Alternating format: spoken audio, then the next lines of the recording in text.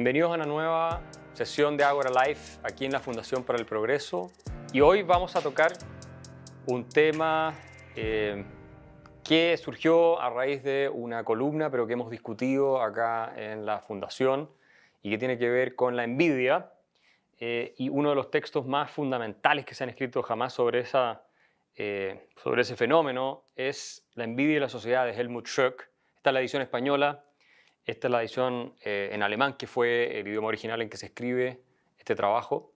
Y nos acompañan hoy investigadores de la Fundación para el Progreso, Antonia Rusi, Eugenio Guerrero y Juan Lagos, para discutir sobre este tema. Y yo voy a comenzar con la primera pregunta. Y te la voy a hacer a ti, Antonia, en tu calidad de psicóloga, porque has estudiado este tema más en profundidad que nosotros.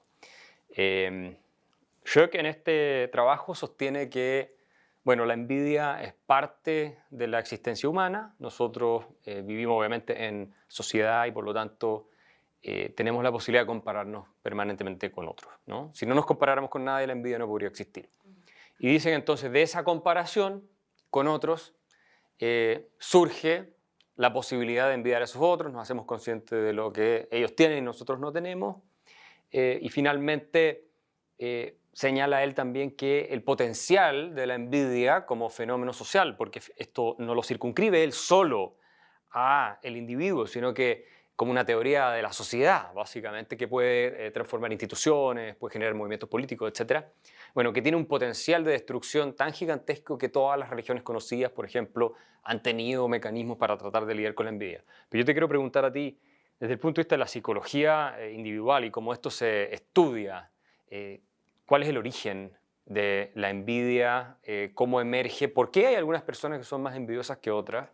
¿Y cómo esto se proyecta ya a nivel más de grupo, de población? Porque, como digo, esto, según yo, que es una fuerza sociológica, no es solo una fuerza individual. Bueno, yo estoy de acuerdo con que llega a un nivel sociológico, pero creo que hay que dividir un poco la respuesta. Lo que dice la literatura psicológica, partiendo por Freud, diría que es un impulso bastante primitivo derivado de la conocida pulsión de muerte, que es del nacimiento, es constitutiva. Pero ya avanzando los años, hay otros autores que van a postular y van a reemplazar la idea de pulsión de muerte por la envidia, como este instinto primitivo, voraz, de quitarle algo al otro. Pero esto es en los primeros años de vida, en el fondo. Ya después, cuando el aparato psíquico se va desarrollando y entrando en contacto y empezando a relacionarse de manera más madura, entramos como en una especie de envidia secundaria, por así decirlo, que se empieza a volver un poco más consciente y un poco más dominada en sí misma. Y ahí yo creo que uno la puede vincular a todo lo que son los argumentos más bien relacionados con la civilización, en donde la envidia se vuelve un poco más perversa y ya no es solo obtener algo del otro, como este instinto primitivo voraz, sino que empieza a hacer algo de destrucción hacia el otro. En el fondo, no es solamente obtener algo y disfrutarlo, ¿verdad? O sea, como aprender algo de alguien. De hecho, la envidia no necesariamente va a ser negativa si es que yo la sublimo en algo positivo. Yo puedo admirar a alguien desde un sentimiento primero de envidia, en el fondo. ¿Y para sublimarla tienes que hacerte consciente de que estás envidiando o te puede ocurrir por otro camino? Por lo general, sí. Tengo que hacerlo consciente y por eso hay miles de aspectos culturales. Tú en tu columna nombrabas algunas religiones que logran hacer sublimar la envidia de una manera bastante positiva, en el fondo, de admirar y ver algo positivo y decirlo como algo positivo. Ahí ya sería una sublimación. Es un mecanismo de defensa que es, en el fondo, súper neurótico. O sea, hablan de los mecanismos de defensa más bien superiores. Estos mecanismos de defensa más conscientes que los otros. Entonces ahí se vuelca algo positivo. Pero, ¿qué pasa cuando la envidia ya llega a estos niveles que son absolutamente negativos y es lo que en el fondo las sociedades más sanas buscan detener y no acentuar? Que es que en el fondo se busca destruir a ese objeto al que yo envidio. Entonces no es solamente quitar algo, teniendo la posibilidad de poder disfrutarlo, sino que es simplemente quitarle. En el fondo, que él no quede con eso y que yo, puede ser que no lo obtenga, pero al menos él no tiene eso que yo tanto envidio. Claro, Schöck sostiene esta idea de que finalmente quieres ver al otro, al objeto de tu envidia, humillado, dañado, destruido, como tú dices.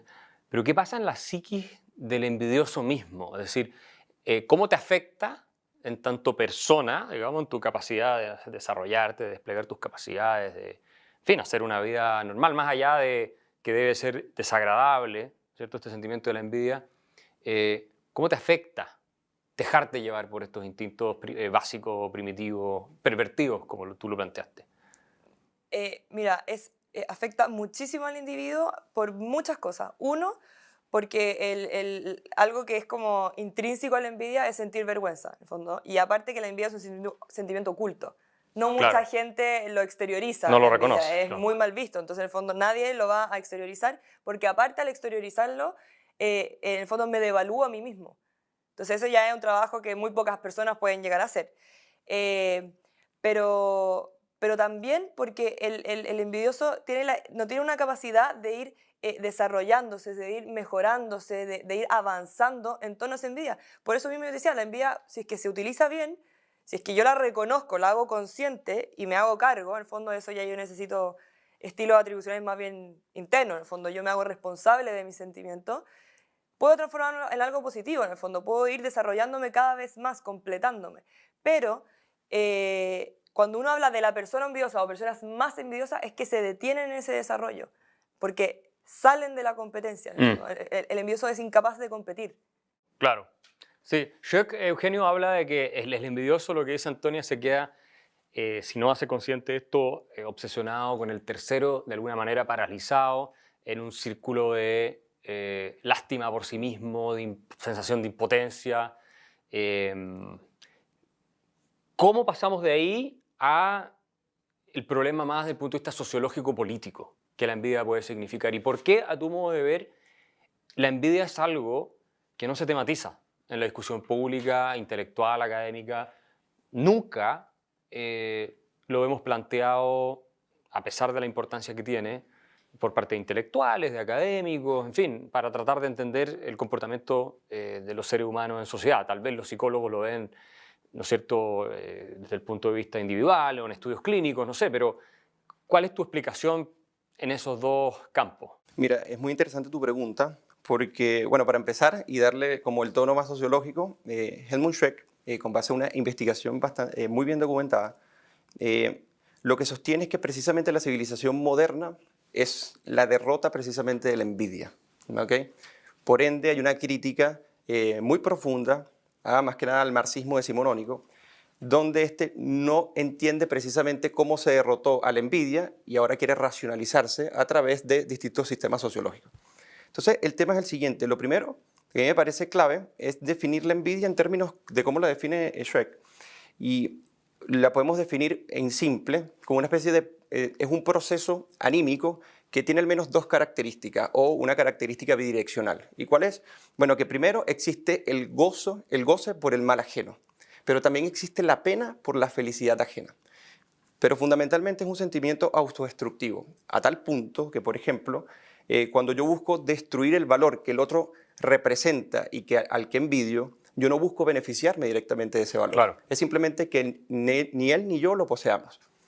Y para resumir, es como decir, ¿qué importa quedar tuerto yo con verte ciego a ti? Sí, exacto. Entonces, en función de ello, o sea, como para esquematizar un poco más, la envidia es autodestructiva, hay un goce precisamente del mal ajeno o una pena por la felicidad del otro, y esto se va catalizando socialmente primero porque tiene que existir un otro, que es el objeto en este caso de envidia, pero también cuando uno intenta llegar por lo menos al siglo XIX, al siglo XX, cuando empiezan a racionalizarse justificaciones de la envidia, que lo podemos tratar un poco más adelante, Helmut Schreck dirá que hay un problema en que cuando se intenta hacer teoría, con base incluso a sociólogos que han estado resentidos en cierta medida, comienza a verse esto de manera al revés. La culpa es del envidiado y no del envidioso. Claro. Porque el envidiado despierta en cierta medida la justificación para que el otro siente envidia y por ende toda filosofía igualitarista se justifica por sí misma en esos términos. Por ende es que es tan peligroso. Y lo otro, por ahí, para conseguir con Antonia, es que la envidia... Pero desarrolla un poco más ese punto y explícalo porque me parece que es fundamental para que los auditores, digamos, espectadores de este programa lo entiendan bien. ¿Cuál punto? Este del peligro de la envidia y cómo se va autoconfirmando Claro. sobre sí misma, el que mencionaste el último. Claro, lo que pasa es que como El envidioso es en cierta medida, lo que pasa es que esto es muy interesante decirlo y es muy interesante analizarlo, porque Schweck deja claro que es una teoría de la sociedad en la medida es que estos procesos anímicos precisamente, no solamente la adversión al otro, sino buscar destruir al otro sin la necesidad de que el destructor disfrute de lo destruido, lo hace un sentimiento destructivo para toda la colectividad. ¿Okay? Entonces se convierte en sociológico precisamente cuando incluso la labor del sacerdote, o el sacerdote asceta, como le llamaba Nietzsche, sirve para precisamente decir, o como para arraigar el locus de control interno. O sea, si te va mal, puede ser por ve qué es lo que estás haciendo y no necesariamente es por los otros. Pero el problema es que cuando se racionaliza con teorías, por ejemplo, y quería ponerte un ejemplo de Marx, por ejemplo, Marx representa en cierta medida la racionalización de la envidia por medio de una justificación científica, si podríamos decir. Por ejemplo, en su trabajo que se llama Trabajo asalariado y capital, él decía, basta que en una cuadra llena de casas del mismo tamaño se emerja o se edifique un palacio para que todas las personas empiecen a sentirse miserables. Entonces, precisamente allí, esa racionalización, o por ejemplo, cuando el socialismo clama, como dice Schweck en algún momento, clama en que puede derrotar a la envidia a través de la igualación total, es simplemente utilizar la envidia para combatir la envidia a sí misma. Y por ende, es imposible precisamente erradicarla. ¿Por qué se convierte en un problema? Porque cuando tú justificas la envidia y se comienza a convertir en un axioma moral del socialismo, entonces el elemento destructivo de aquellos, como dice Schweck, perros vigilantes, porque al final todo el mundo es objeto de vigilancia, porque el que sobresale simplemente está en contra de la conformación del mismo grupo. Por eso que es un aglutinante poderoso, lo decía también Kierkegaard, por ejemplo. Entonces, para cerrar la respuesta, este tema es muy interesante cuando se transforma ya en teorías sociológicas, elaboradas y filosóficas, porque lo que hace es contribuir a una sociedad igualada hacia abajo, donde se suprimen y se reprimen toda diferencia, y donde la individualidad, que es precisamente la individualidad, es el ganador que se posiciona y se entroniza en la sociedad moderna, y cuando tú lo anulas precisamente de su ejercicio libre para que pueda desenvolverse en sociedad, la envidia precisamente es lo que hace, y por ende es una regresión psíquica y una regresión social a unos estadios primitivos, que muy bien lo dice Schweck y también Sigmund Freud, porque hay una atrofia, dirá textualmente en la psicología de las masas y el análisis del yo, hay una atrofia de la personalidad individual que a través de sentimientos como la afectividad se desindividualiza. Entonces, por ende, representa en todo orden y en todo lugar un retroceso significativo de lo que hemos logrado a través de la libertad en la civilización moderna. Juan, también una persona que viene estudiando esto hace un tiempo, la envidia desde el punto de vista de su uso político. ¿Cómo se refleja? Bueno, algo indica ya Eugenio con esto de las teorías igualitarias y todo ese tema, pero me gustaría también tu visión de por qué no se tematiza esto. Es una buena que pregunta. probablemente lo querías también tocar en algún minuto. Sí, claro, es una buena pregunta. Yo en realidad en lo que me he fijado es cómo los distintos filósofos se han aproximado al tema de la envidia, porque ha sido un tema muy recurrente desde los presocráticos hasta nuestros días. Y fíjate que siempre ha existido una doble coincidencia. Una, primero, es que es el asumir que esto es parte de la naturaleza humana, es decir, es una pasión propia de la naturaleza humana, que incluso esto no se da en ciertos animales. Es decir, digo, no hay envidia en los animales, sino que hay envidia en los seres humanos, es algo propio de los seres humanos. Y en segundo lugar, y esto es una cosa bien interesante, es en que todos los filósofos coinciden que la envidia es un mal radical, es decir, no se puede ver el bien en la envidia, y ahí después podemos entrar a discutir, bueno, por qué en la psicología dicen, bueno, si uno ve la envidia puede agarrar bien. Eso se debe a porque cómo se define la envidia en la filosofía es distinto a cómo se define en la psicología. Entonces, obviamente los filósofos son tipos muy pesados que empiezan a ver los orígenes, empiezan a corregir, ¿no es cierto? Empiezan a hacer ciertas distinciones, y yo creo que en lo que siempre han coincidido los filósofos, se puede ver en Kant, se puede ver en Descartes también, es que lo propio de la envidia es el malestar por el bien ajeno. más allá de alegrarse por el mal ajeno. Porque en realidad un tipo, no sé, por ejemplo, una señora se cae en la calle, ¿no es cierto? Y ese tipo se ríe, bueno, uno no puede decir, ese tipo no es un envidioso, ese tipo es un maldito, un desgraciado, ¿no es cierto? Por lo tanto, lo que más define a la envidia, y por lo tanto no serían equivalentes, el malestar por el bien ajeno, ¿ya? Y es ahí donde uno se pregunta que, bueno, el bien, uno lo dice, bueno, uno debería deleitarse por el bien, ¿no es cierto?, por las cosas que le suceden a otro. Entonces, es ahí donde también los filósofos se preguntan, bueno, ¿por qué el envidioso ve el bien como un mal? Y es ahí donde filósofos como, por ejemplo, Tomás de Aquino dicen que además la envidia es una interpretación torcida del bien. ¿Por qué? Porque yo cuando envidio a otro, veo el bien como si fuera un mal para mí.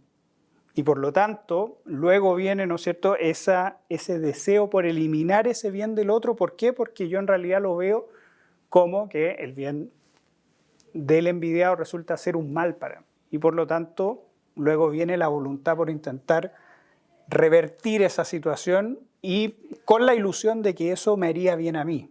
Otro punto también súper interesante, y eso lo dice Bacon, que la envidia se da entre iguales frente al que sobresale. Es decir, ¿por qué? Claro. Porque, por ejemplo, nosotros no creo que nadie pueda envidiar la inteligencia de Platón o de Aristóteles. O sino que, la posición de la Reina Isabel de Inglaterra. Exactamente. No son nuestras referencias, claro. Exactamente. Entonces también existe un paso previo que es el identificarse como iguales y el ver, bueno, este tipo yo lo envidio por esta razón. Entonces, eso como para empezar serían como las tres distinciones fundamentales que se hacen en filosofía, ¿no es cierto? Primero, verlo como el malestar del bien ajeno por sobre todas las cosas. En segundo lugar, esa interpretación torcida del bien. Y por último, ese deseo por eliminar el bien del otro. Sí, incluso Kant lo veía como una antivirtud, una especie de tormento interno que te llevaba incluso a retorcer el deber, o sea, a contradecir precisamente y a destruir el sentido del deber desde la filosofía.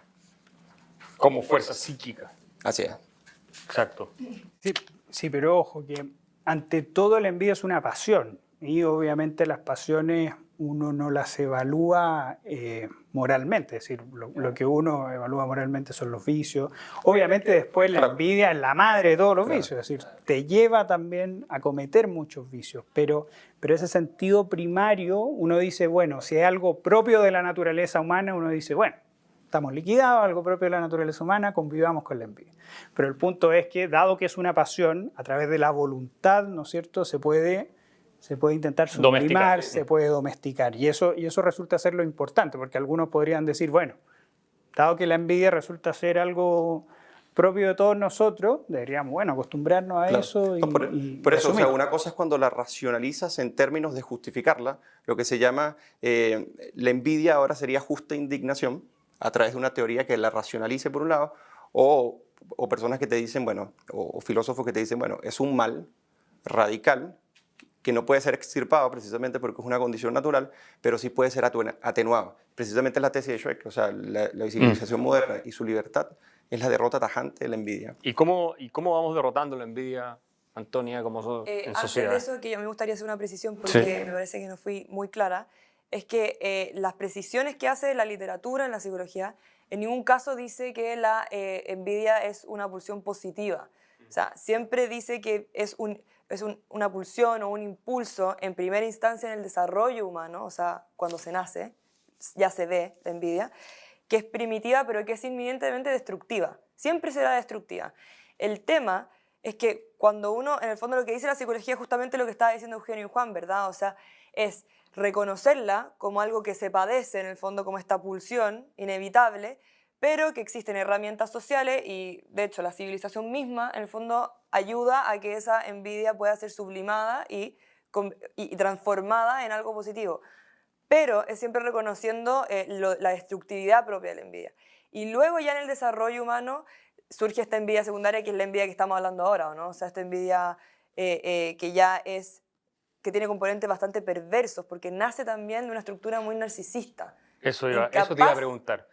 ¿Por qué no explicas un poco más esa relación entre envidia y narcisismo, porque da la impresión de que finalmente el objeto de culto del envidioso es el mismo envidioso, digamos. De alguna manera hay una proyección sobre un tercero, obviamente, el objeto que envidio, que es esta persona que tiene tales y tales características, pero en este círculo vicioso de autocompasión, lástima por sí mismo, que de alguna manera tiene en sentido perverso una gratificación para la persona que lo está sintiendo, o algo saca de ahí. Sí. ¿Cómo es ese...? En el fondo, más que gratificación, es como que bajara un poco la ansiedad, en el fondo. Este sentimiento desesperante de sentir que el otro tiene algo que yo no. Pero todo lo que tú dijiste, yo creo que se configura dentro de un marco propio del narcisismo. Y yo creo que por ahí también va la respuesta de que hoy en día es tan permitida también y tan extendida también la envidia, en el fondo, porque se ha visto que hay cada vez mayores rasgos, sobre todo en la juventud, de narcisismo. De narcisismo. O sea, es una sociedad que promueve mucho el narcisismo también. ¿Cómo Lo decía podríamos Ricardo Caponi también. aterrizar ese concepto de narcisismo en un desorden de la personalidad que consiste básicamente en arrogarse a sí mismo una importancia obviamente muy superior a la que tienen los demás y, qué sé yo, victimizarse, en fin, esperar la atención de todo el mundo? ¿Cómo lo definirías tú ese narcisismo? ¿Cómo lo aterrizarías en simples términos? Cuando tú ves hoy día y dices, hay más narcisismo que antes, ¿de qué nos estás hablando? O sea, todo el mundo yo creo que lo intuye, ¿eh? De qué estamos hablando, pero más específicamente. Pero no, mira, el narcisismo es bastante complejo, pero básicamente el narcisismo nace desde una carencia. Porque lo que todo el mundo viene a pensar es como este hombre, o por lo general hombre, pero esta persona que se muestra como alguien que no necesita nada más fuera. Pero lo que uno empieza a descubrir ya en la relación es que es todo lo contrario. En el fondo nace desde la llamada herida narcisista. En el fondo hay un dolor en la persona narcisista y que por eso también lo lleva a envidiar. Porque se reconoce a sí mismo como inválido ante la sociedad, ante el mundo, ante la persona que es competencia con él. Y no puede ver en sí mismo y tampoco ve la capacidad de generar en sí mismo herramientas para poder superar esta falencia o esta invalidez que él siente ante el mundo. Entonces ahí se empiezan a generar todos estos mecanismos de proyección en gran medida y distintos tipos. En el fondo es un tema más complejo ese, pero en el fondo de intentar pisotear al otro. O la otra mirada también del narcisismo es de victimizarse a sí mismo. Claro, el narcisismo de la víctima. Dos cosas, o el otro no es suficiente, porque yo tengo que ser más suficiente que él, porque no me puede estar ganando a mí, porque yo soy incapaz de ganarle a él. En el fondo es por eso este doble juego constante de proyección e identificación constante. O por otro lado, si es que alguien me lo tiene que haber quitado. Porque no puede ser, y esto se repite mucho en la literatura, esta frase se repite constantemente, no puede ser que él esté en ese lugar cuando ese lugar debería ser el mío. Y es lo que hay autores que lo definen como una ectopía óptica, en el fondo, como que en mi ilusión ese debería ser mi lugar. Pero en el fondo, y yo creo que es la pregunta también de este foro, ¿verdad? O sea, ¿en qué minuto te fue usurpado ese lugar? En el fondo, ¿en qué minuto se instaló esta idea de que tú estuviste en algún minuto en ese lugar? ¿O por qué no pueden haber más lugares como ese, por ejemplo? Sí.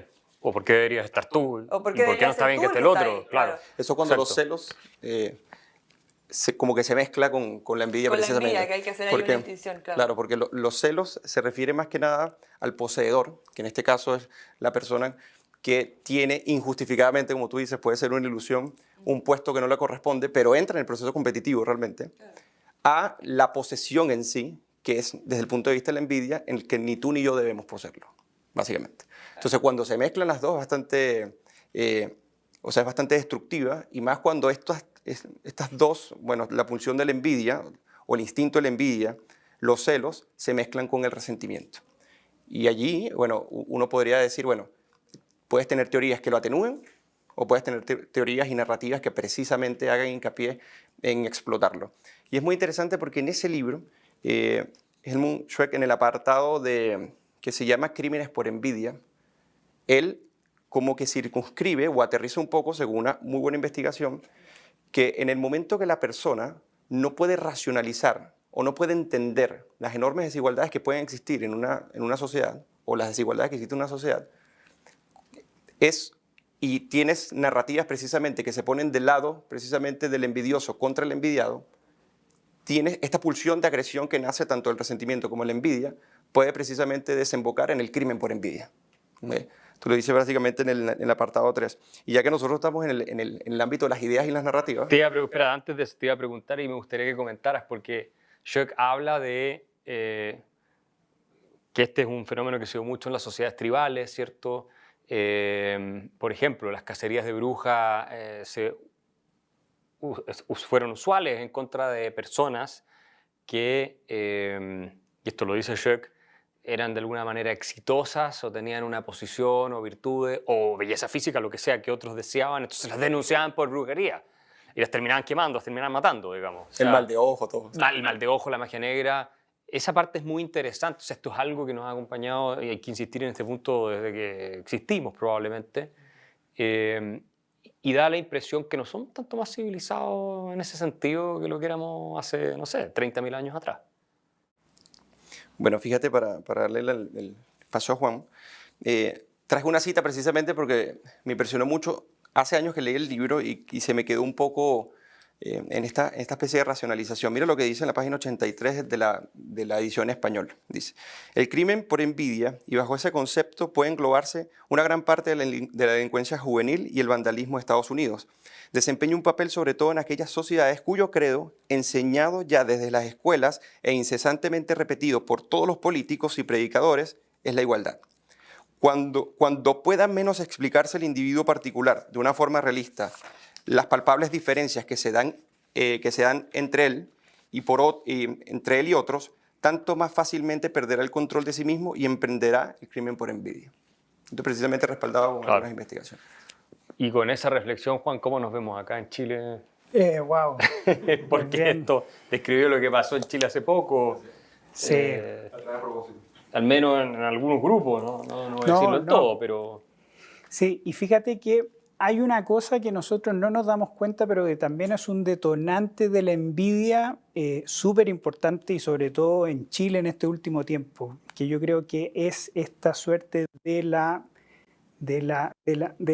angustia del privilegiado, es decir, claro, de aquel que muestra a la sociedad sus bienes, pero lo muestra con culpa. Es decir, sería la contracara del tipo que presume, es decir, exagera sus bienes con orgullo, pero por otro lado, el otro exagera sus bienes con culpa. Entonces, eso también termina alimentando la envidia de otras personas de una forma sumamente ridícula. No sé, yo me acuerdo que cercano al estallido social, un ex panelista de Tolerancia Cero dijo, mira, yo en realidad he recibido muchos bienes porque soy de clase alta, buen mozo. Es decir, este tipo en realidad lo que está haciendo es, de partida, exagerando sus cualidades y también, en segundo lugar, con una culpa bastante falsa, porque supongámonos que alguien fuera a la casa de este tipo y le dijera, oye, bueno, entrégame tus bienes, entrégame, porque en realidad esto tú no te lo mereciste, esto tú no lo lograste, nos dijiste que todo esto era un engaño social. Obviamente ahí el tipo cambiaría el tono, es decir, cambiaría el tono y obviamente él empezaría a decir, no, pero esto yo me lo gané, trabajé, ¿no es cierto? Entonces, esto es una cosa bien interesante, que en esta angustia del privilegiado, en este sentimiento de culpa, también se alimenta mucho la envidia de los demás. Y eso también es una cosa bien preocupante que nosotros no vemos mucho. Es decir, generalmente uno ve, y con justa razón, que hay cierta gente que ve el bien del otro y reacciona mal y uno dice, bueno, esto es un envidioso, esto es un resentido. Pero también hay deberes también en el envidiado, por así decirlo. Y eso todos los filósofos lo han visto, los estoicos sobre todo, el mismo Adam Smith lo dice. Él dice que los éxitos hay que celebrarlos con cierta prudencia, porque tampoco hay que ir buscando alimentar esta envidia porque sí, lo cual no significa buscar la excelencia. Eso es otra cosa muy distinta. Y lamentablemente en las sociedades y el problema que estamos viviendo en la sociedad chilena es que se confunde ese punto, se confunde la presunción con la búsqueda de la excelencia. Y por lo tanto, para combatir eso, nosotros, ¿qué es lo que buscamos? Lo paupérrimo, lo pobre, que vaya gente a la Convención Constituyente sin saber nada sobre las constituciones, cosas así. Es decir, el feísmo, el validar cierto grado, digo, de la ignorancia. Eso se ve en la rebelión de las masas, como lo vimos en nuestras lecturas internas que tenemos, que después se llaman lecturas políticas, para que lo escuchen en Spotify, ¿no es cierto? Que las masas obviamente terminan validando eso, terminan reivindicando eso, y en cierta medida porque confunden la presunción con la búsqueda de la excelencia. Sí, el culto a la vulgaridad. Claro, exactamente. Sí, yo quería, para tomar tu punto, que Schweck lo cita, por ejemplo, a Simone de Beauvoir. Cuando en 1945 ya Paul Sartre se hace famoso, y ella también, lógicamente, comienzan a tener ingentes cantidades de ingresos. Dinero. Entonces ella veía con vergüenza hacerse concesiones de comprarse Un vestido. Exactamente. Sí, el ejemplo. Y también está el ejemplo ya casi que patológico, y se lo revela un psiquiatra, amigo del psicólogo Paul Turner, por ejemplo, que básicamente quería irse a un viaje a Grecia y pasar por otros países con su familia, pero básicamente necesitaba el beneplácito de los obreros al que conocía, porque se sentía mal en darse esos lujos. O sea, que una cosa es lo que tú dices, o sea, hacerlo con prudencia, y otra cosa es negarte a ti mismo porque existe pobreza en otros países, y eso se comienza a dar. Hay muchos otros casos, pero lo más impresionante son estos dos en ese libro, ¿no? Y lo otro es que, no, era eso lo que quería aportar. Y lo más chistoso es que es sumamente inoficioso. ¿Por qué? Porque el que yo no vaya a Grecia, eso no genera ningún bienestar No mejora a nadie, en claro. las otras personas. Es decir, en el hambre en África es lo mismo, como también, por ejemplo, yo soy un tipo viejo, entonces yo pasé por la revolución de los pingüinos y por la revolución... la Revolución Francesa. Y por la, no también. Y por la revolución del 2011, y había mucho, yo me acuerdo que en esa época habían ciertas celebraciones y muchos decían, no, nosotros no deberíamos celebrar porque hay gente que no se puede pagar su educación. Y es ahí donde uno decía, bueno, pero eso le paga algo, es decir, genera una beca el no hacer esta fiesta, compadre, el no celebrar, el no reír.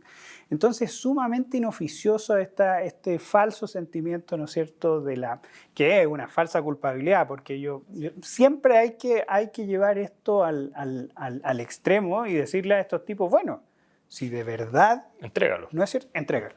Entrega tu privilegio. Entrega Claro. tu privilegio. Renuncia a ello. Esta relación entre culpa y envidia, yo siempre he pensado que obviamente son mutuas, y de hecho Schweck lo menciona. Finalmente, de alguna manera, el que muestra culpa por su posición de privilegio está intentando hasta cierto punto aplacar la envidia, ¿no es cierto? Sí, en realidad tenemos mucho, ¿no? Hay que pensar en los que no tienen, para pasar a ser más socialmente aceptado en un contexto, en un clima de opinión en el cual está mal visto tener, digamos, ciertas ventajas o ciertas posiciones, pero no termina pasando lo contrario, no termina siendo una validación completa del diagnóstico, y además farsante, porque Absolutamente. esta Eso gente es lo no es que peor. diga, no, aquí está, renuncio, digamos, me voy a vivir a Nepal o no sé dónde y les entrego mi riqueza. No, es una cosa que a mí me da la impresión, Antonia, no sé si es así, pero que es como, no solamente soy superior desde el punto de vista socioeconómico, como se lo estoy declarando, además les quiero quitar la superioridad moral y los voy a despreciar en la medida en que les muestro, como los que se flagelaban ciertos siglos atrás para demostrar que eran moralmente más puros, en público lo hacían, ¿cierto? Y pasaban por el medio de la plaza pública haciéndoles que ustedes son pecadores, nosotros no, porque nos flagelamos, somos Bueno, ahora las superiores. protestas en Estados Unidos también.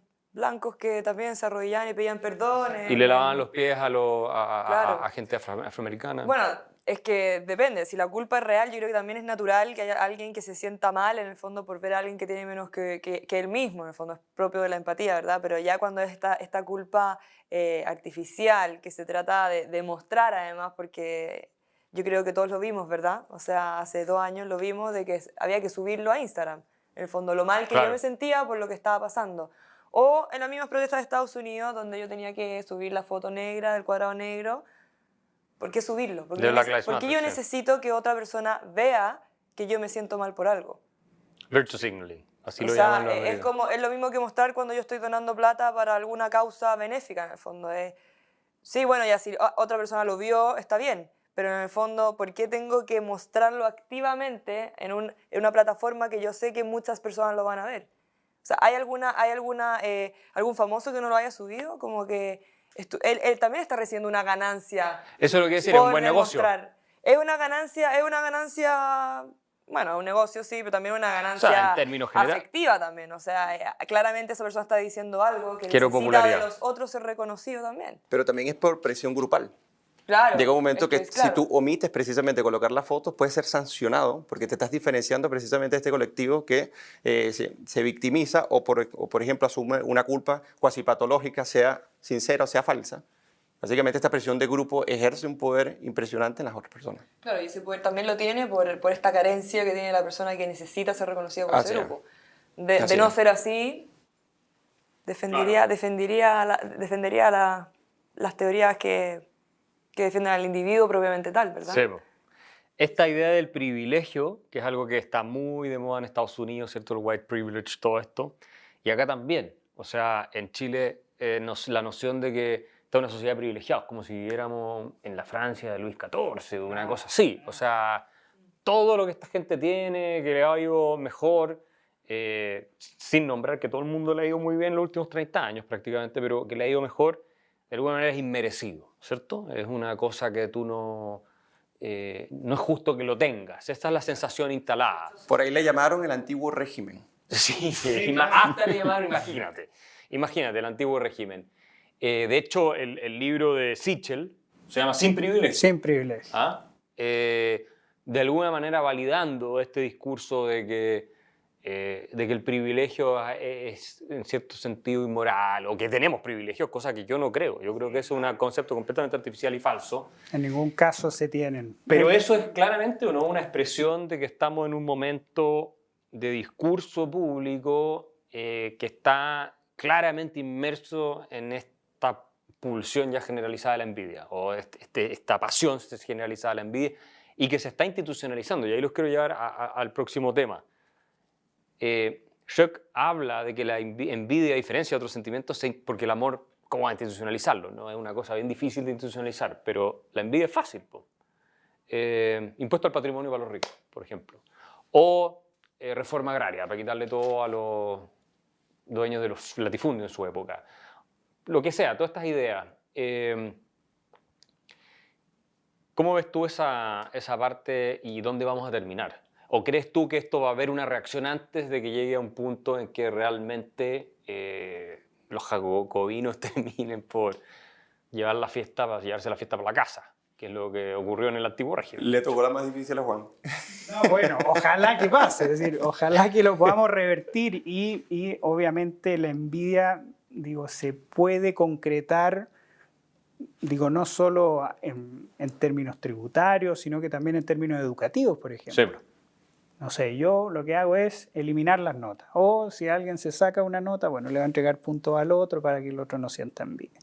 Es decir, eso resulta ser algo súper complicado porque también se olvida de un punto muy importante que el yo ver el bien ajeno no necesariamente es envidia. Es decir, el gran Bertrand Russell decía que afortunadamente para la naturaleza humana, donde hay envidia también hay admiración. Sí. Y la envidia es una forma torcida de admiración. Claramente, en cierto sentido, claramente. Y más encima es una forma, es como una foto, ¿me entiendes? Por ejemplo, yo en realidad, por ejemplo, estoy en Instagram y veo una foto de una familia, ¿no es cierto? Y digo, pucha, mira este gallo que tiene suerte, la señora que buena moza, mira los hijos, y lo envidio, sin tener yo idea en realidad si tiene problema en la casa, si en realidad tiene problema con sus hijos. Al final la si envidia, es la señora o no. claro, tal cual, es decir, entonces la envidia también se basta con el yo atribuirle un bien al otro, sin que él necesariamente lo tenga, pero en cambio cuando yo admiro a alguien, yo en realidad intento ver ¿Qué hizo para yo poder hacerlo también? Y por lo tanto empiezo a conocerlo mejor, empiezo a darme cuenta que es una persona humana, que tiene, digo que en realidad tiene cosas las cuales yo podría admirar y otras cosas que no también. Entonces ese sentimiento es súper válido, es súper importante y por eso también resulta importante que en los colegios, por ejemplo, exista ese sentimiento frente a los compañeros que les va mejor, pero obviamente conociéndolo.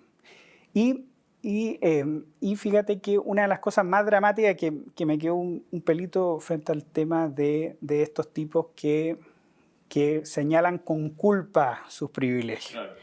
Que hay un punto que es muy cierto, que es una virtud, que es el indignarnos por las cosas injustas. ¿Entiendes o no? Por ejemplo, todos nos indignamos cuando supimos que Rafael Garay estafó a miles de personas y se fue impunemente a Rumania. Es decir, una persona virtuosa claramente se indigna con una cosa así. Entonces, el gran problema de estos pseudo privilegiados es que instalan una falsa causa para indignarse. Entonces, eso resulta ser sumamente nocivo. Y entonces un envidioso puede decir, mira, yo en lugar de ser un envidioso, yo soy un indignado. Claro.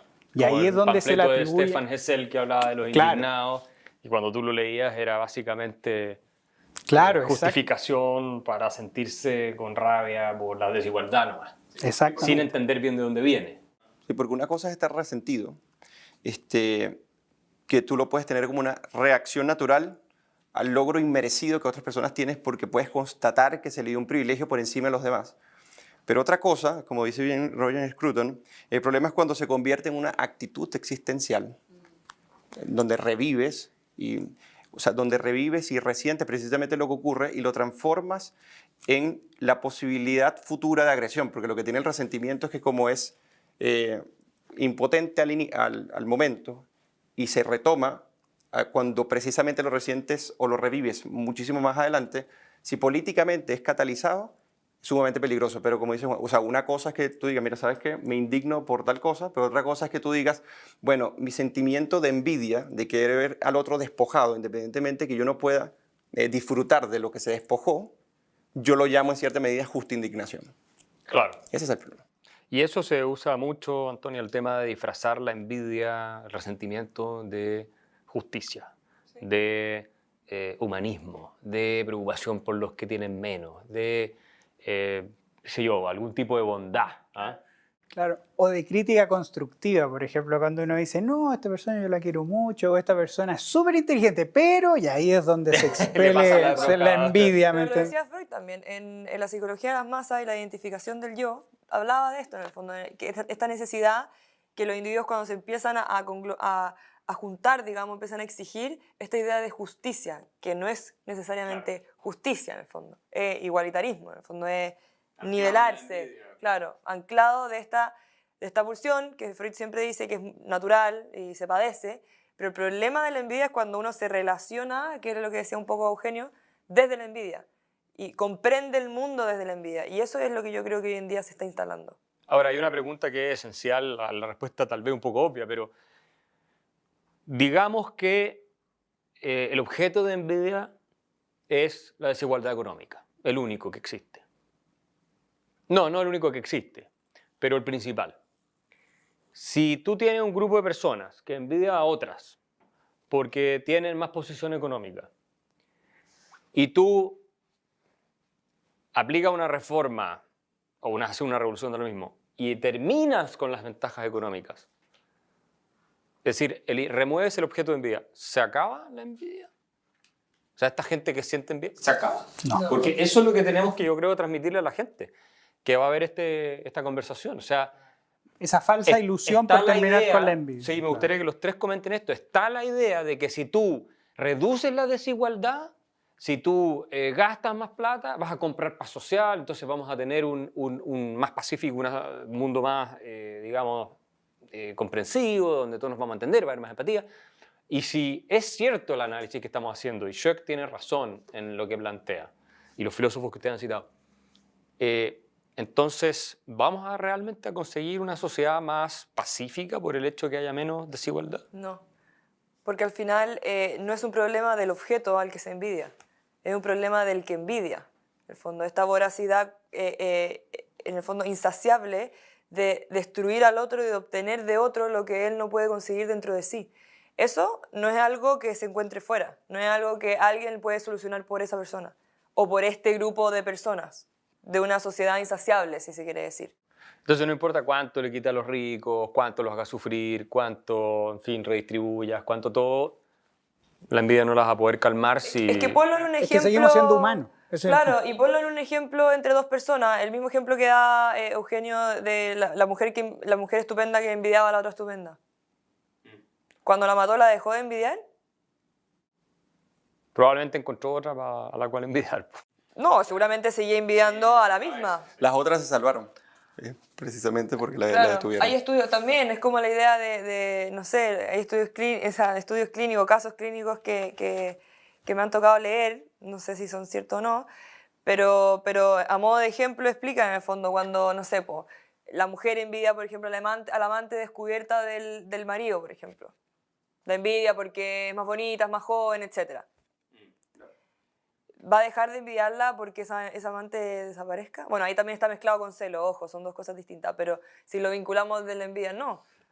Porque hay algo, hay una herida dentro de la persona que envidia que no le permite, por eso mismo yo decía, no le permite entrar en competencia. Pero eso es algo de la persona quien envidia, no del objeto envidiado. El objeto envidiado no puede hacer nada para satisfacer esta voracidad proveniente de la envidia. O sea que por mucha exhibición de culpa, de látigos en público, ¿cierto?, en la espalda, que hagan nuestras élites, si efectivamente toda esta teoría de la igualdad está impulsada por la envidia. Yo creo que eso. no. Yo creo que no. Fíjate que Schweck lo trata de una manera, o sea, lo que tú expones en el capítulo que se llama Datos de la etnografía. Y él lo que hace con un nivel de fuentes increíble, decir, bueno, hay tribus que son increíblemente miserables, que van desde las islas del Pacífico hasta Guatemala, pasando por los Dakotas en Canadá, los navajos. por los navajos en Estados Unidos, y los Dobu, por ejemplo, y te dice simplemente, o sea, incluso ellos tienen sus rituales propios para poder, en cierta medida, extraer la envidia, o para poder eliminar la envidia a través de, no sé, curanderos, a través de hechizos, lo que tú quieras. Pero es impresionante cómo existe.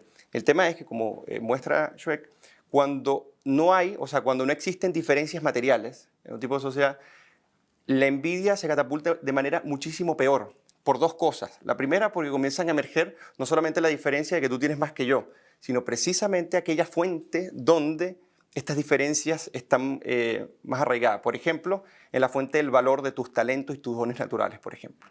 Y cuando esto comienza, cuando comienza el principio de diferenciación, aquí precisamente la envidia es mucho peor, porque lo que yo envidio de ti no son tus resultados, sino que expresamente y específicamente lo que tú eres como valor y lo que tú posees como don.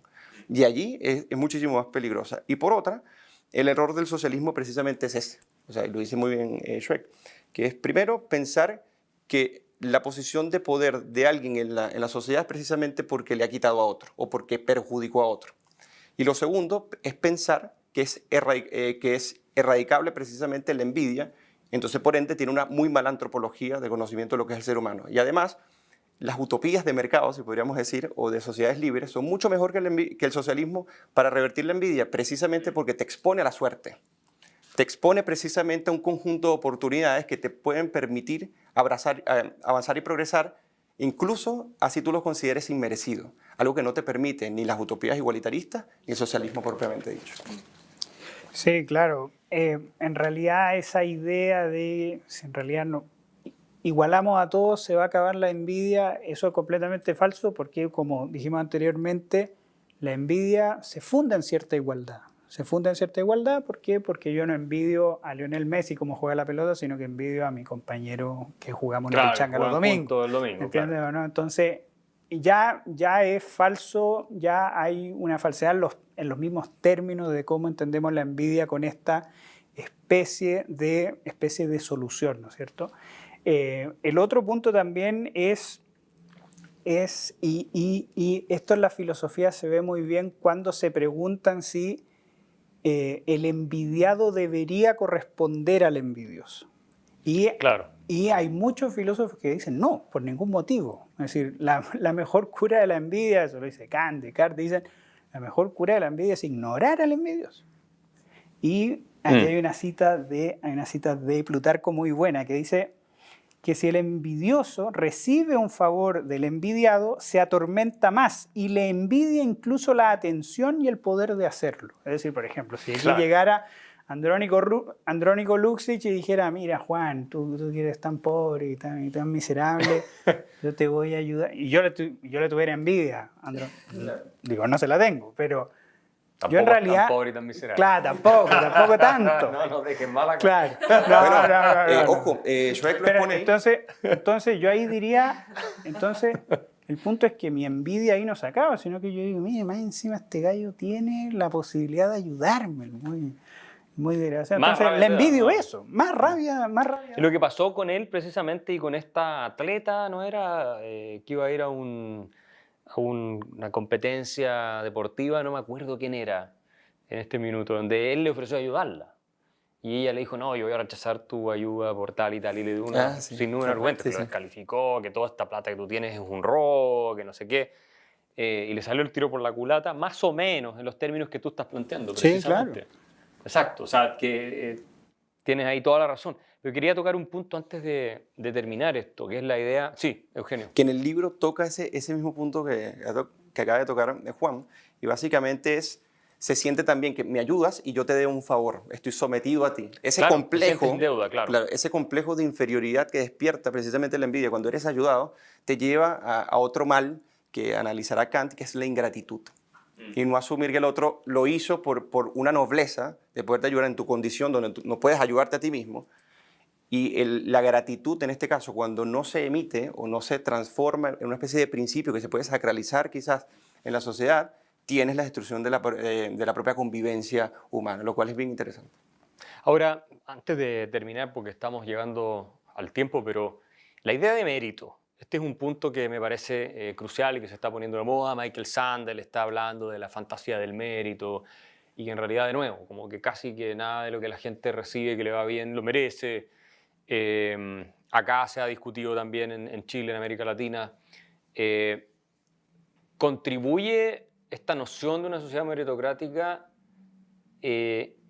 a generar más envidia o a aplacar la envidia? Porque, claro, si uno entiende que todas las posiciones de ventaja y todo lo demás es producto del mérito, por supuesto que uno diría, bueno, se lo merece, justo, de alguna manera contiene esa envidia o la sensación de injusticia que podría detonar en envidia, en fin, o al revés, la sensación de envidia que termina en un reclamo de supuesta justicia social. Pero si tú empiezas a hilar más fino con el concepto de mérito, y empiezas a decir, ah, sí, no, pero es que esta persona, claro, se sacó la mugre estudiando y todo, y hoy día inventó una gran empresa que es un unicornio, vale $1.000 millones, pero, claro, porque los papás le pudieron pagar la universidad católica, porque lo mandaron a Estados Unidos a hacer un intercambio, entonces igual no es su mérito tener lo que tiene. ¿Cómo ven ustedes eso? Porque es un asunto que es muy relevante y a mi juicio la idea de privilegio y mérito van de la mano, en el sentido de que nosotros pasamos de tal vez una cierta noción de que la gente que en Chile le iba mejor era porque tenían mérito, habían estudiado, se habían esforzado, habían hecho negocio, a una en la cual todas las ventajas son inmerecidas, de Rawls, del lado de Rawls. Yo creo que Rawls fue el que abrió en Chile el camino para el desastre que estamos viendo hoy día, si ustedes me preguntan a mí, desde el punto de vista de la filosofía, con su teoría esta de la ventaja inmerecida y que entonces la lotería natural y todas esas cosas. Y que las difundieron muchos intelectuales de centroizquierda, que hoy día están aterrados con lo que está pasando. Pero claro, cuando tú le repites a la ciudadanía que todas las personas que tienen una posición de privilegio no la merecen, porque simplemente nacieron en cuna de oro, las desigualdades de cuna, fueron a un mejor colegio porque los papás se lo pudieron pagar, la razón que sea, evidentemente eso va cargando también de resentimiento o de energía destructiva del ambiente. Entonces, ¿cuál es la visión que tienen ustedes? ¿Cómo ves tú esa parte? Es decir, porque la envidia, ¿qué tan relacionada está con una sensación de injusticia? Muy relacionada, me parece a mí, ¿no? De impotencia, de que te abusaron, o que, no directamente tal vez, pero que a través del sistema o de alguna de las circunstancias de la existencia. ¿Cómo ves esa parte? O sea, ver la injusticia y verse afectado por la injusticia, yo creo que sigue siendo natural. El problema es cuando tenemos una sociedad que invalida el mérito. Ahí a mí me parece atemorizante porque va a terminar por sofocando el desarrollo y la búsqueda de excelencia, porque en el fondo el mérito es lo que lleva al individuo a seguir mejorándose, desarrollándose, y eso yo creo también que hay que también hablar un poco también de la competencia, y esa es la sanidad también en gran medida de la competencia, ¿verdad? La comparación yo creo que... ¿Por qué la competencia es buena? Eso profundízalo un poco, ¿Por qué desde el punto de vista del individuo, psicológicamente. O sea, ¿por y qué? vinculado al tema de la envidia, porque la competencia necesita un reconocimiento, en primer lugar, del otro, como en el fondo una persona total, una persona que tiene aspectos positivos y una persona que tiene aspectos negativos, y también reconocerme a mí como, primero, alguien distinto a él, pero que también tiene habilidades y también tiene falencias. Y eso ya es el punto de partida para una persona poder desarrollarse y dirigirse hacia la excelencia. O sea, ni una persona puede llegar a la excelencia si es que uno no reconoce que tiene algunos aspectos positivos, de los cuales hacerse para poder alcanzar su objetivo, pero tampoco va a llegar si es que no se da cuenta de los aspectos negativos que pueden llegar a retrasarlo. Pero en el fondo también esa gran parte de la sanidad también de la competencia, porque va alimentando a los individuos a ir mejorándose, no necesariamente a reemplazar al otro. A superarlo en lo que sea. A superarlo. Por ejemplo, en el deporte, tú eres un tenista, tú quieres ganar los partidos y probablemente la competencia de hecho es más bien una cuestión sana, porque tú admiras a Djokovic o a Nadal. Tú no eres alguien, si está empezando en el tenis y quieres llegar ahí, probablemente no lo vas a detestar, no lo vas a envidiar. Lo que decíamos antes, la inspiración, o sea, la admiración también. Claro. La inspiración también, en el fondo. Pero yo tampoco, o sea, sí, yo puedo admirar a una persona muy superior a mí, por supuesto que sí, como un objeto que está a lo lejos y yo me voy alimentando día a día para llegar a hacer algo parecido a ese objeto, ¿verdad? Pero también es mucho más sano porque yo veo cambios reales cuando tengo a una persona que admiro a mi mismo nivel. Pero eso también, en el fondo, se va alimentando en base a una competencia, porque hay veces que yo no he podido ganar, hay veces que yo no he podido superar esas cualidades que para esa persona en ese minuto fueron más relevantes que las que yo tenía en otro minuto. Entonces, eso yo también es algo que, y bueno, también se le ha quitado un poco el mérito al tema de la competencia, ¿verdad? Competir hoy en día también está mal. Sí, es como inmoral, es como... O sea, hasta en los colegios hemos escuchado testimonios que hay colegios que las escuelitas de fútbol ya no quieren que haya puntaje, en el fondo, que no se cuenten los puntos de los goles. Imagínate lo absurdo. Qué estupidez. Así se están educando a los niños. Con lo cual debilita a los niños. Débiles. Los debilita, los totalmente. debilita y los invalida, y al final es un círculo vicioso para la envidia el día de mañana, porque de que van a tener que ir a entrar a competir con alguien el día de mañana, van a tener que hacerlo. Sí o sí, claro. Y un niño que pierde en el fútbol, porque hay distintas cosas, en el fondo, no sé, uno piensa en la mamá desesperada que el niño no logra jugar bien fútbol. Pero si es que ese niño nunca se dio cuenta de que no era tan bueno para el fútbol, por ejemplo, nunca se va a dar cuenta para lo que sí es bueno tampoco. Y si no se compara con sus pares, tampoco va a ser de encontrar sus habilidades, en las que él sí va a ser superior. Entonces, no sé, la realidad es algo que es muy complejo, que tiene múltiples matices, sobre todo en psicología. Entonces, yo creo que estas teorías que intentan escindir la realidad en dos polos, simplificarla, reducirla a dos polos, son muy dañinas porque sofocan la idea de comunidad, de sociedad, de relaciones humanas. Y ahí yo creo que eso es lo complejo. Finalmente, más que contribuir a la cohesión, terminan llevando a la desintegración. Claro, es todo lo contrario. Todo lo contrario, claro, a pesar de lo que declaran. Y esa parte del mérito, Eugenio, y John Rawls, que es tan filósofo importante, tal vez el más importante del siglo XX, por lo menos en la segunda mitad en adelante, ¿cómo la ves tú? Porque no es fácil compatibilizar el supuesto ideal meritocrático, la Declaración de Independencia de Estados Unidos, ¿cierto?, con esta idea de que, no, pero es que entonces, porque empiezan a darle una reinterpretación al mérito, pero es que entonces, lo que yo decía, si tu papá te pagó la universidad o te mandó a un buen colegio o naciste en un país más avanzado, no es tu mérito. Entonces, Steve Jobs, lo que dijo Obama, todas estas cosas es porque casi que el Estado les puso todo para que lo puedan hacer, no es mérito de ellos. Bill Gates, Steve Jobs, entonces, ¿cómo cuadramos el círculo? Sí, mira, el gran problema de Rawls, por ejemplo, a mi juicio, está en ese famoso segundo capítulo, el apartado 17, cuando habla del principio de diferencia y compensación, ¿no? Y bueno, que en esto fue muy crítico Hayek.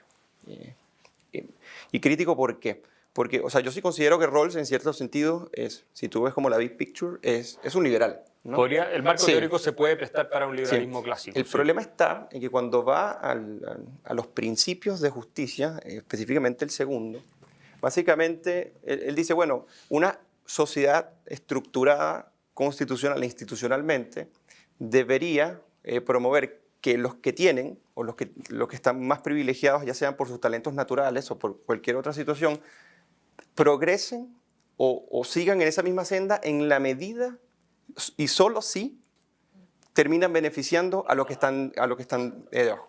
El gran problema de esto es que yo no veo una intencionalidad precisamente de planificar todo para que estos costes de oportunidad y estas acciones nos permitieran para que los que están más arriba sigan avanzando, no en detrimento, sino mientras los otros no avancen.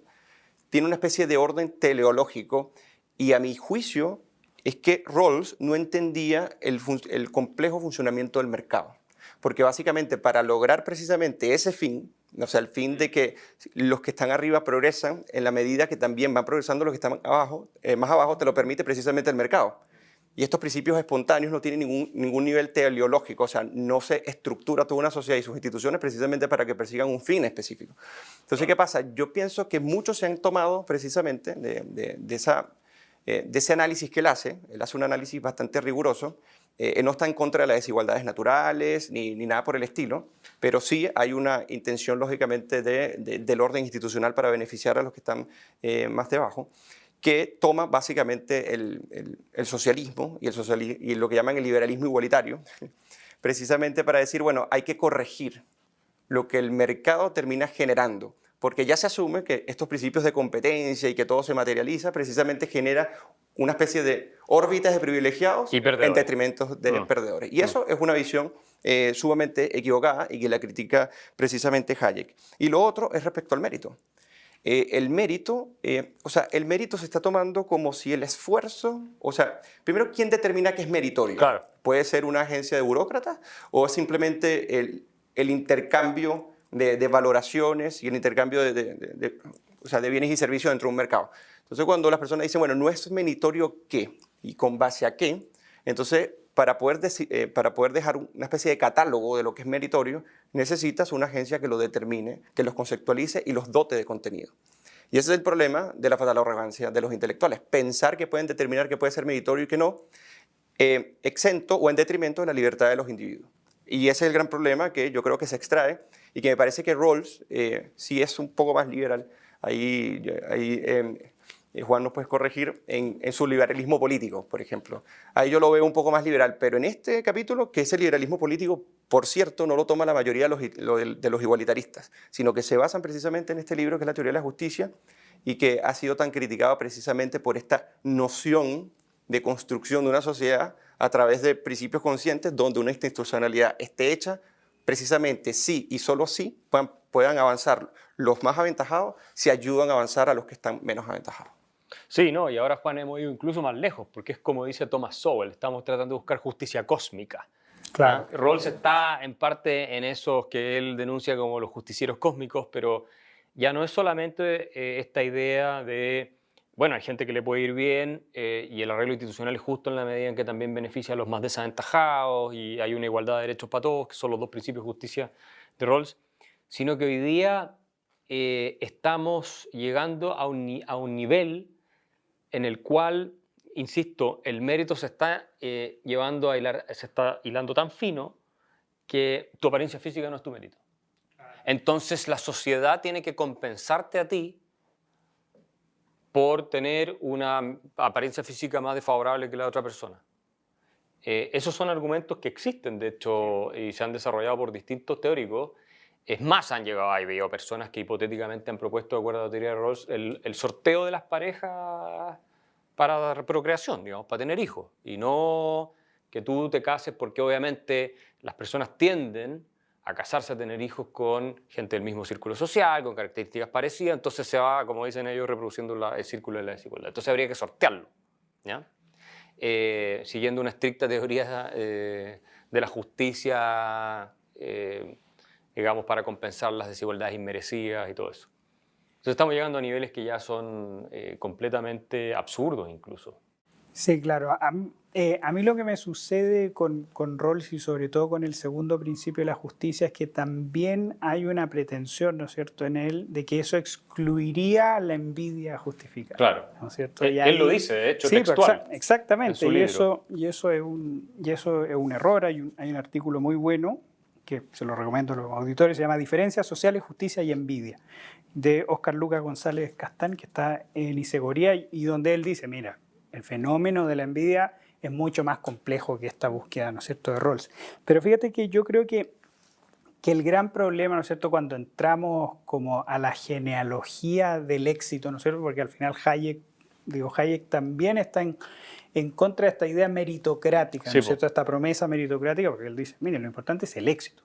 El éxito puede venir por suerte, por esfuerzo, por libertad, por un montón de cosas, ¿no es cierto? Y ahí se basa mucho en los estoicos, ¿no es cierto? Al decir, mira, la vida es compleja. Digo, la vida es compleja y fíjate que el punto central de ahí es que la excelencia tiene un valor en sí mismo. Porque ninguno de nosotros, que hemos hablado mucho sobre Helmut Schmidt, no hemos preguntado si fue hijo de alguien, si fue... En realidad nos da lo mismo, sino que valoramos el libro en sí. Entonces, el punto central es ese, el saber valorar las cosas por su excelencia, independiente de que haya sido hijo de alguien o si fue a tal colegio o fue a tal otro. Empezar a valorar las cosas y no ver... Por su valor intrínseco, digamos. Exactamente, y no ver este sustrato de la envidia. Entonces, lamentablemente, estas sociedades igualitarias, no sé, por ejemplo... la sociedad argentina, cuando dice, mira, la salud argentina es mejor que la chilena. Y uno ve todos los índices del índice panamericano de salud y no hay un solo dato que diga, un solo porcentaje, un solo indicador que diga que la salud argentina es mejor que la chilena. Pero cuando ellos te dicen, no, pero bueno, yo voy al mismo hospital que gente más pobre que yo, es ahí donde no se están preocupando de los verdaderos problemas. Los verdaderos problemas no es que yo tenga una experiencia social y vaya al hospital con una persona más pobre que yo, es que existan partos hospitalarios, es que existan menos incidencia en enfermedades virales y así. Entonces, lamentablemente, la envidia nos hace olvidar del verdadero valor de las cosas y eso yo creo que resulta ser lo más dramático y por qué una sociedad... si valida la envidia, si sus élites justifican la envidia de los demás, está condenado al mayor de los fracasos. Y antes de terminar, una pregunta, vamos a pasar de la envidia a la admiración. ¿A quién admiras tú? Yo, ¿a quién admiro? Sí. Mira, Si tuvieras que elegir una persona... Una persona, wow. Viva hoy en día, a esta persona la admiro. Bueno, si quieren parte con lo otro... ¿Ustedes tienen clara la respuesta? Jordan Peterson, ¿no? Hay algo de admiración a Jordan. Sí, la verdad es que sí. No sé si es la persona con la que me quedaría, me faltaría pensarla, pero sí. Yo diría que una persona un autor que admiro mucho por dos cosas. Uno, por su evidente capacidad para analizar las problemáticas y las conflictivas sociales actuales, ¿verdad? Es demasiado atingente. Pero también para su capacidad de vincularlo con las cosas más bien individuales propias de la clínica, que es un trabajo que a mi parecer es muy noble porque es muy complejo, requiere de demasiada entrega y de conocimientos intelectuales que a mi parecer son completísimos. A mí lo que me cuesta es poder decidirme, pero por lo menos dos personas se me vienen a la mente. Bueno, el primero es Daron Acemoglu. Me parece que ha hecho un trabajo extraordinario desde el ámbito de la economía y la historia económica. Ese sería el primero. Y el segundo sería Michael Huemer, un filósofo bastante elaborado que ha expuesto realmente los problemas de la autoridad política en su gran obra. Y me parece gente que es bastante admirable. Y si me preguntas si conozco, en orden de lo que comentaba Juan, yo no conozco su origen social, ni si fueron privilegiados ni nada, sino que su aporte en sí mismo genera un valor. No, y lo más importante, y yo siempre recomiendo mucho a la gente que se quiere meter como en este tema intelectual, leer muchas biografías, porque uno ahí se da cuenta de que estas personas son humanas, que tuvieron problemas, que lo echaron de la U, por ejemplo, no sé, Juan Bautista Alberdi entró al Colegio Mayor de Buenos Aires y lo echaron al primer año y después volvió. Entonces ahí es donde uno admira todavía más a estas personas, porque se dan cuenta que son personas de carne y hueso. Y para aportar algo que dijiste me pareció muy, muy importante, que, o sea, que se pierde el valor de las cosas precisamente porque el envidioso, con tal de que no existe ese valor porque tú no lo posees, ya sea intrínsecamente o ganado a través del esfuerzo, desaparezca. Entonces, en una sociedad donde la capacidad de agencia del individuo pueda obtener una recompensa por su esfuerzo, valorada y admirada por los otros, cuando no existe, entonces esa sociedad está destinada totalmente a fracaso. ¿A quién admiro yo? Yo, pensándolo bien, y vivo, tiene que estar vivo, ¿no es cierto? Sí. Bueno, está medio vivo, pero no, ya está para el otro lado ya. No, yo admiro a un filósofo del derecho, se llama John Finnis, que es profesor de Oxford.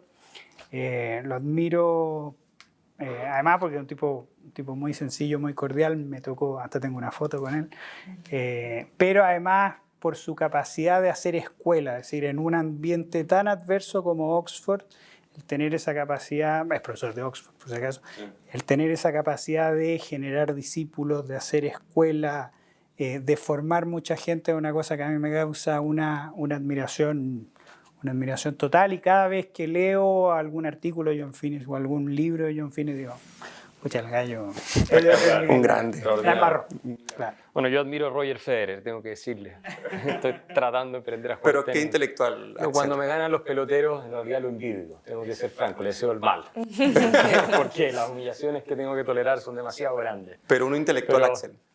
Sí, un intelectual. Yo te diría que Thomas Sowell. Thomas Sowell, sí, lo admiro mucho porque él representa lo mejor no solo del intelecto liberal, sino del espíritu liberal. Claro, una persona afroamericana que sale del Bronx, de una situación de pobreza importante, que estudia economía en Harvard, que era comunista y finalmente en el derrotero de su vida hace un doctorado en economía en Chicago y termina siendo, yo creo, uno de los intelectuales liberales más completos, versátiles que hay y que ha habido en los últimos 50 años, yo creo. Y bueno, superando todo eso y teniendo siempre un espíritu muy optimista, positivo y jamás jugando la carta de la victimización.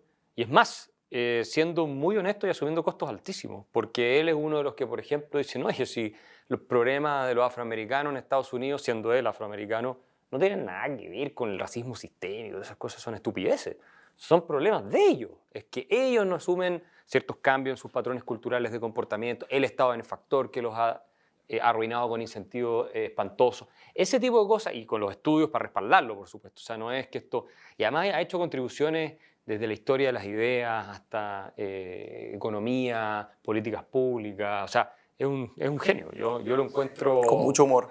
Sí, y muy buen humor. Sí, a mí yo de verdad no era, ahora que lo dice, no es John Finnis, sino que se llama Federico Jiménez Los Santos, que es un periodista español con un humor, con un análisis, yo lo escucho todos los días, lo leo cada vez que saco una columna y... Si hay una persona intelectual que admira bien Federico genial, me voy a permitir lo que hizo Juan y voy a cambiar a Aarón Acemoglu por Neil Ferguson.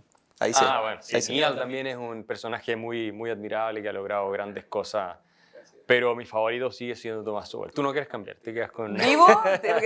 No, vivo no. No, la verdad es que me quedo con Jordan. Sí, buenísimo también. Bueno, esa ha sido la conversación de hoy acá en el Ágora con Fundación para el Progreso. Le agradecemos, por supuesto, a nuestros investigadores Eugenio, Antonio y Juan. Fascinante, se ve que se sumergieron profundamente en este tema de la envidia y vamos a seguir tematizándolo hacia el futuro porque esto obviamente es relevante y nadie más lo está haciendo. Así que nos veremos en un próximo Ágora de la Fundación.